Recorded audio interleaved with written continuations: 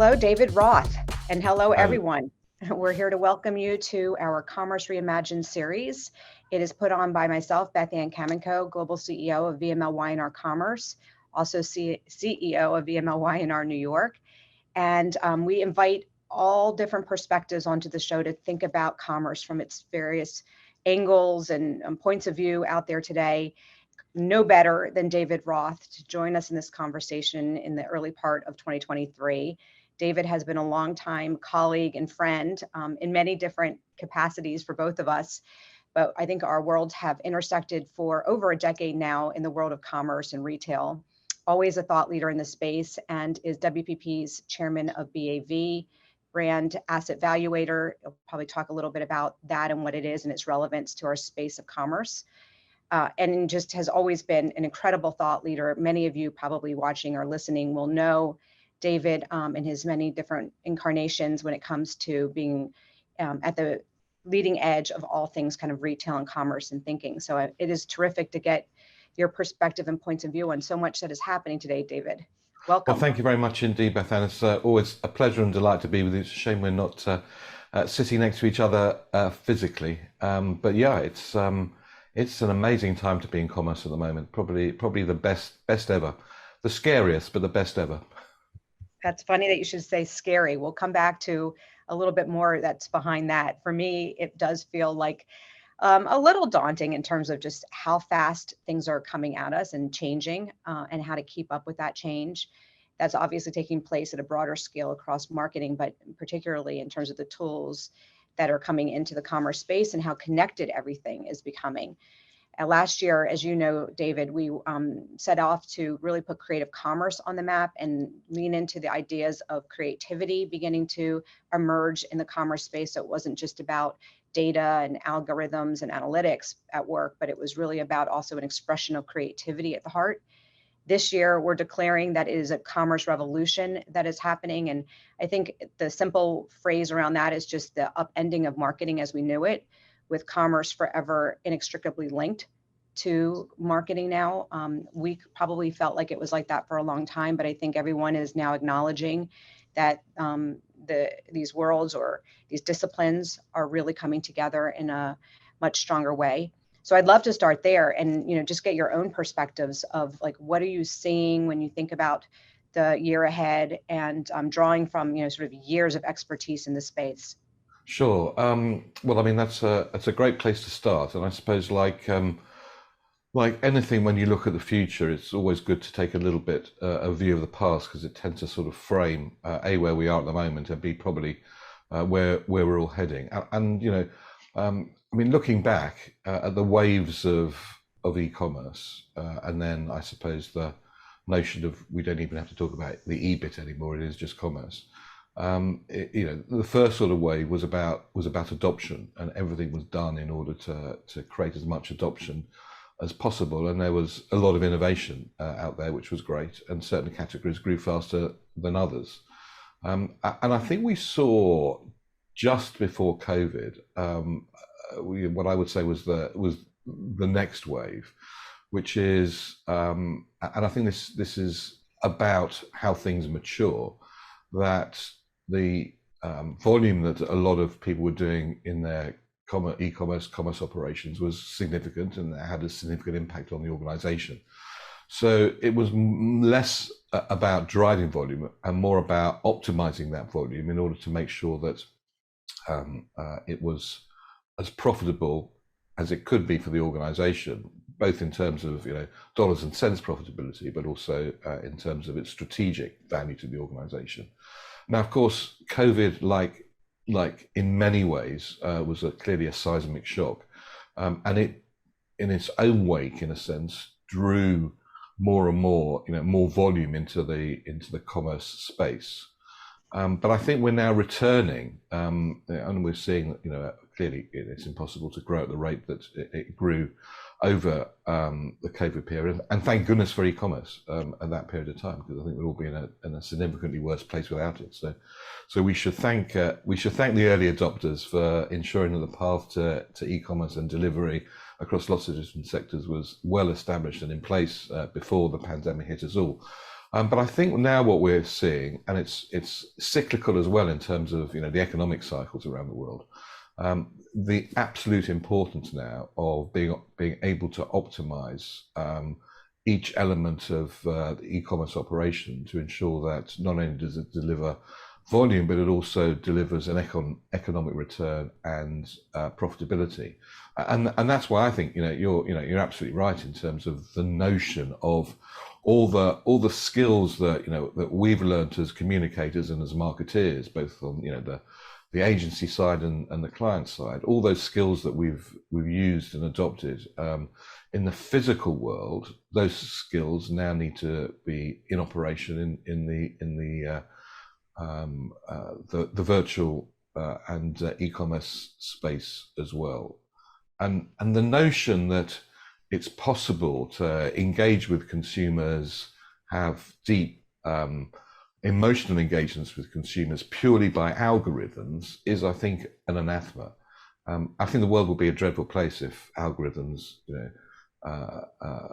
were the way in which we connected. That they're an important component to the mix, but it's absolutely important that the stage of commerce that I see going forward from 2023 onwards is this whole notion where sort of human rhythms and algorithms meet together, and that I think will open up a new wave of creativity and engagement. Yeah, I love that you're bringing this idea of algorithms being critically important to how we think about optimizing this sale, but at the same time, it's not the thing that's going to drive that sense of human connection and even utility to some degree, and certainly user experience as well in the digital domains. I laugh when you talked about kind of e-commerce to commerce, because just this morning, one of our senior team was playing around with ChatGPT and put in there, what is commerce?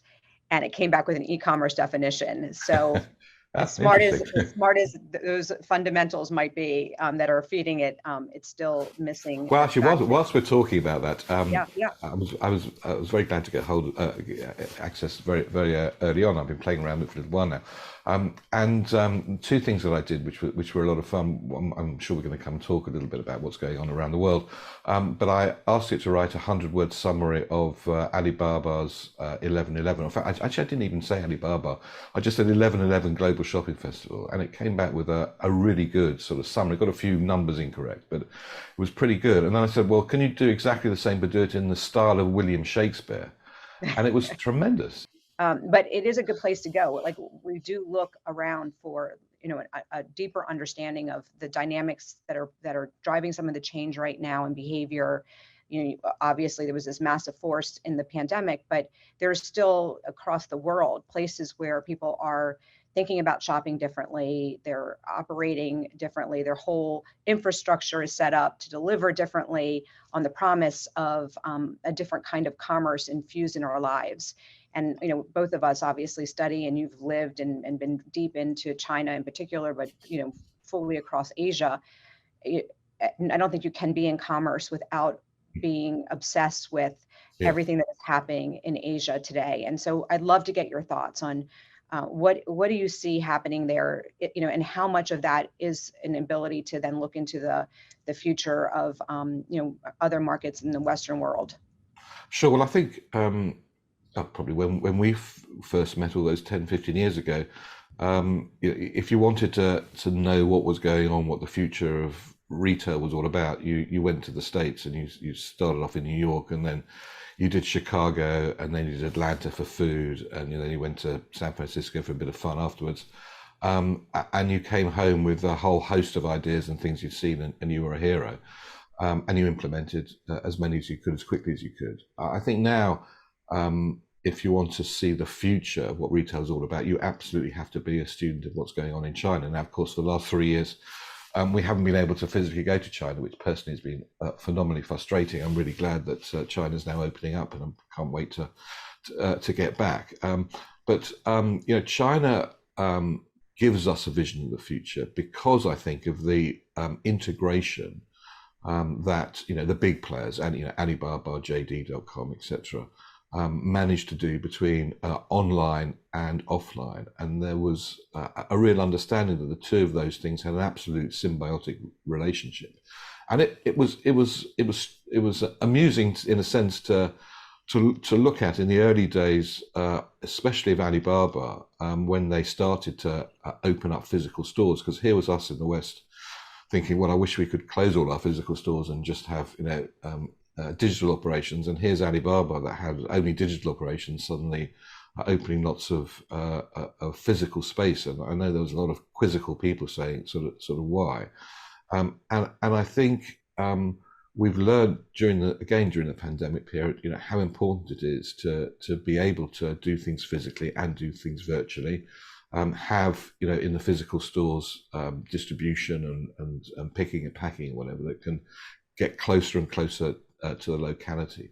So to me, that's sort of where the genesis of it all came from, but also the understanding that the most important thing to do is to digitize the entire supply chain, the whole sort of process. Now, I know we've all been involved in various different project teams of digitizing things, but it tends to be elements of the chain and maybe the things that touch the consumer. But China realized that to get the real benefits out of it, you actually need to digitize the entire end to end, and they spend a lot of time, effort, and resource in order to do that. And I think they are benefiting from that. And then, of course, the other area is sort of the integrated payment into the platforms. And now, of course, the big platforms in China are run differently and have a different take on how things are done. Some of those, from related to the Chinese administration, some of them related to their philosophy. But to be able to go from looking at something, exploring it, and it being delivered in 20 minutes, Right. completely and absolutely seamlessly, and we're still unbelievably clunky in all of that. And I think when you look at fast delivery in a sense, that originated out of China first. And when you look at live streaming, that originated out of China first. When you look at integration of online and offline, that originated in China first. So I think it's really important, even if you've got no intention whatsoever of operating in China or trying to attract Chinese consumers, you absolutely must be a student of China commerce. I completely agree. So let's talk a little bit about the consumer side of that. Yes, there's all the benefits of being able to seamlessly order and receive whatever you ordered in within minutes, no matter where you are actually in China, which is what is also fascinating. It's not just about the urban centers and these more urban areas and cities. It's really also very rural, which is just incredible. But the other thing that always fascinates me about the Chinese consumer is that, we talked a lot about sort of this idea of living commerce, like our lives, we don't realize how much our lives are just surrounded by commerce elements and the ability to interact with brand in different ways and to have brands so infused in our lives. And the consumerism that sometimes we look at in a very negative way for many Chinese consumers is entertainment, it's engagement, it is a sense of well-being and connection and community. I think that hasn't really become as pervasive in other areas. Yeah, I think you're absolutely right. I mean, of course, one of the things that's driven that is, the unintended consequence of the one-child policy, because for many upwardly mobile middle-class Chinese, they don't have loads of relatives. They certainly don't have siblings. So those social networks, in a sense, became the surrogate family to ask questions of other people who had bought a product or was thinking of buying a product. In a sense, the role that those digital networks play is a different role in China than it will ever be outside of China. That's interesting. So you think and I don't disagree. I mean, it's really interesting to hear the understanding of it from that perspective. But when you think about, even where TikTok or YouTube and all of kind of video is beginning to take us Yes. influencing and demo, even now there's a disinfluencing campaigns that are going out there too, that are still though saying, don't buy this, that are having enormous influence. I do see more and more, it started with some of those demos. It started with the unpacking and unboxing experiences. But I wonder if that social aspect of shopping digitally and that sense of voyeurism and loving to see Yes. these through these videos is going to continue and have even greater impact, to your point about payments, as these things become more vertically integrated and seamless. Will that start to drive more time being spent on things that are actually more commerce related?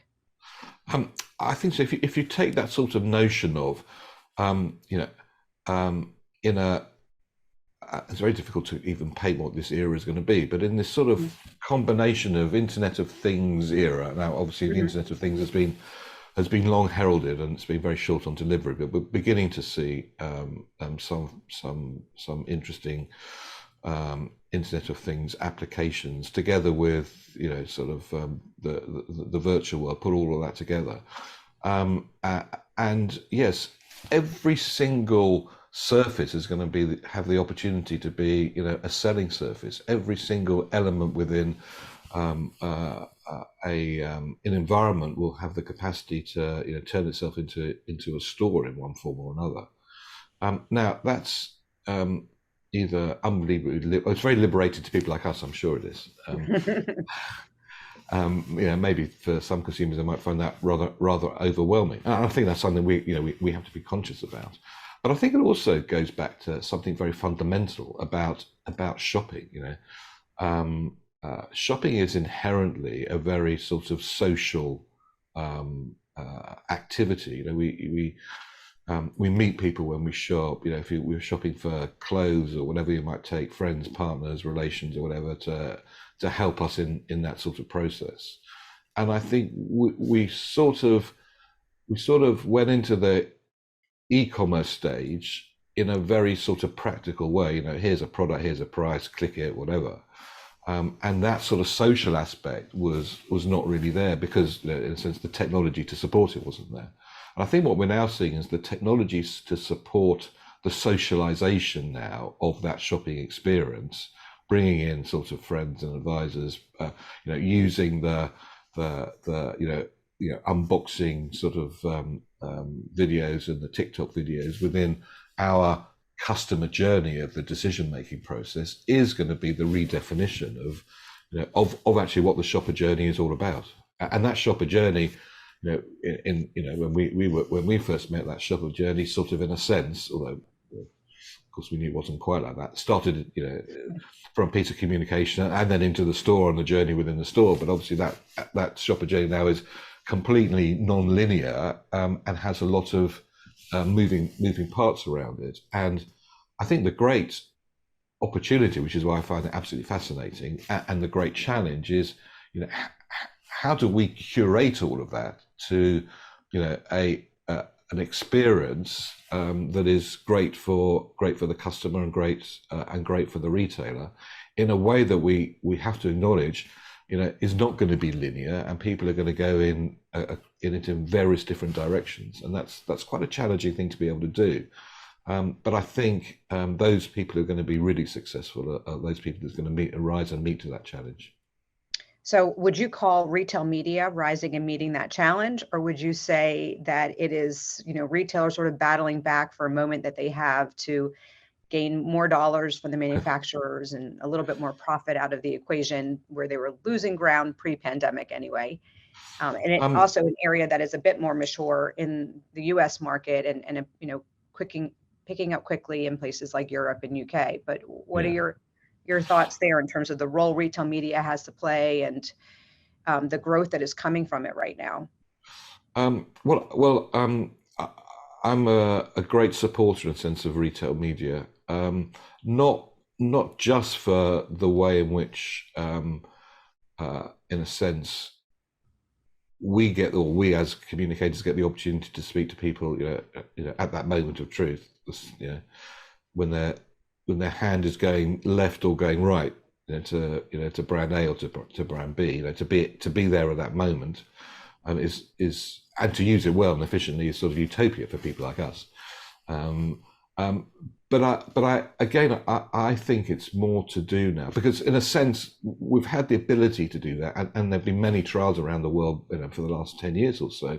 Most of them have ended up spectacularly unsuccessful, because the placement of the screens, was you had to be a giraffe in order to actually look at some of those messages, because the stores weren't designed to have those things in, and the store manager only wanted those sort of screens in low traffic areas, because he didn't want to interfere into high volume stuff. So it came and it went, and it came and it went. But I think it's now having its time, and that's as much as because of the technology, that the computer vision technology that you can put around these various different screens. And I think also an understanding, because as far as the retailer is concerned, if all it does is move trade dollars from, I don't know, pay for gondola ends to having an ad on a screen, then it's not helpful at all.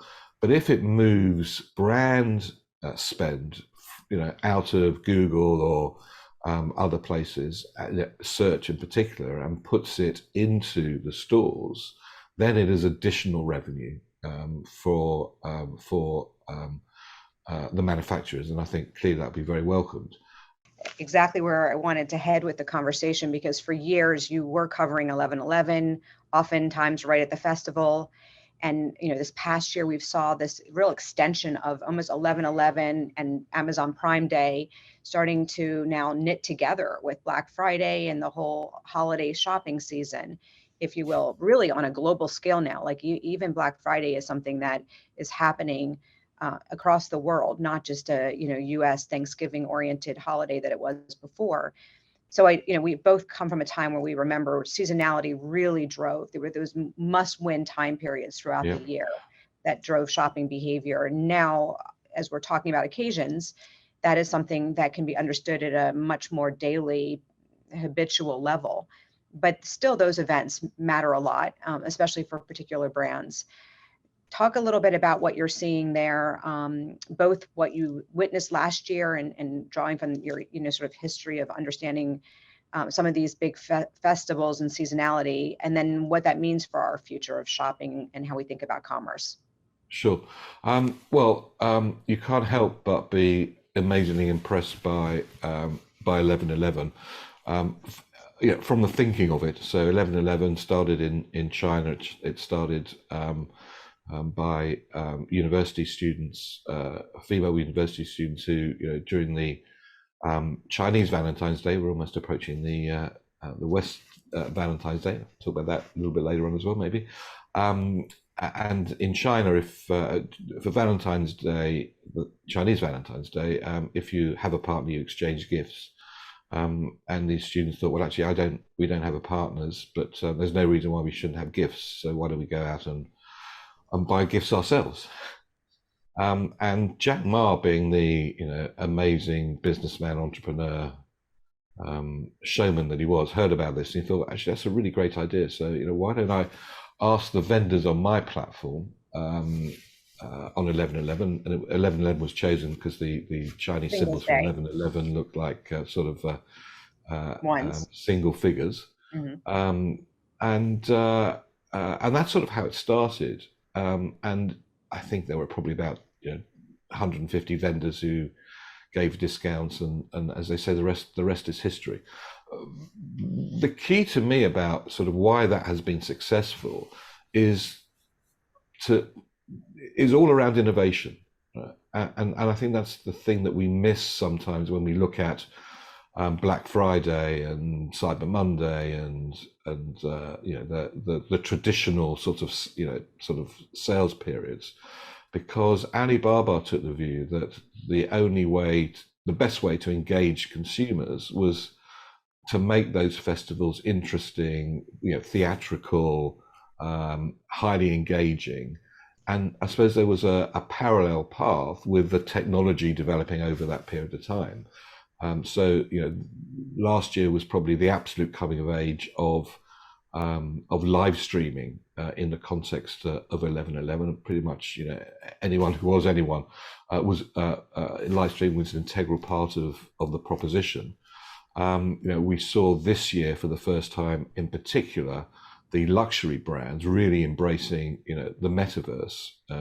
Call it what you like, but in a sense, virtual spaces, which Alibaba, through Tmall Luxury had created for them to use. Which actually, I thought, Beth, is really interesting, because the luxury players were the last in terms of e-commerce. They hung out on the basis that they didn't really think that they could offer a premium sort of proposition, an experience, absolutely. But funny enough, they're the first in this time around in terms of metaverse experiences. So maybe that's something that we should all learn from all of that.